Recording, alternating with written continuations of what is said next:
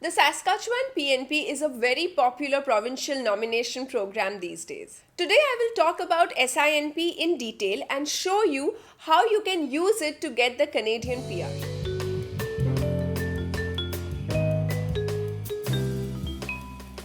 Prairies, sand dunes, lakes and forests, Saskatchewan has it all. It is the perfect province for any nature lover. It is home to the tradition of hook dancing, and you can even enjoy the northern lights here. The largest city, Saskatoon, and the capital city, Regina, are the two most populated places in this province. Every month, SINP nominates candidates who want to live in Saskatchewan. Let's take a look at the three broad categories through which you may qualify for a nomination. First, the entrepreneur and farm category is for international graduates or foreign nationals who plan to start a business or operate a farm in Saskatchewan. Second, the Saskatchewan experience category is for foreign nationals who are already working and living in this province. Finally, the international skilled worker category, probably the most relevant for most of us here. This category is for skilled workers abroad who want to work in Saskatchewan for a significant amount of time. It has three broad subcategories: employment offer, occupation in demand, and Saskatchewan express entry. Let's discuss the third category in detail. To be eligible for the international skilled worker category, you must score at least 60 provincial grid points. So the first thing you need to do is check your provincial eligibility assessment. Points are given for parameters like education, work experience, language scores, age, and your connection to Saskatchewan. You can score up to 100 points here. Now let's compare all the streams and understand their eligibility criteria.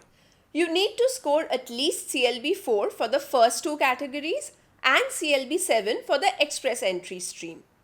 For the employment offer stream, there are no education requirements, but for the other two, you need a Canadian equivalent post-secondary degree. All the streams require a minimum work experience of 1 year in the last 10 years in your primary NOC. A job offer is required only for the employment offer stream, but for others, just check that your NOC is not in the Saskatchewan excluded occupations list. I have given a link to this list in the description below. In Saskatchewan, certain professions are regulated and need a license, while others are unregulated. For all the streams, you need a minimum grid score of 60 points.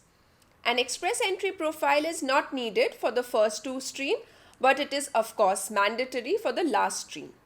An expression of interest or EOI is needed for both in-demand occupation and express entry categories. EOI is a pre-application process allowing candidates to express their interest in SINP. Remember, this process is separate from your SINP application. It goes like this. First, create your EOI online profile and become a part of the EOI candidate pool. Your profile is then assessed by the Saskatchewan government and the selected candidates will receive an ITA. Finally, submit your documents and wait for the final decision on your SINP assessment. Not all candidates who have the minimum grid point receive an ITA. There is a ranking system through which they are selected. First preference is given to the candidates with the highest grid point scores. If there are many candidates with the same score, the next criteria is provincial connections, followed by work experience and language. Your EOI profile will remain active for 1 year. First, check your grid point score. Then submit your EOI form online if applicable and keep your documents ready. After a successful EOI assessment, submit your documents for SINP. Finally, once you get your provincial nomination, update your express entry profile and apply for PR.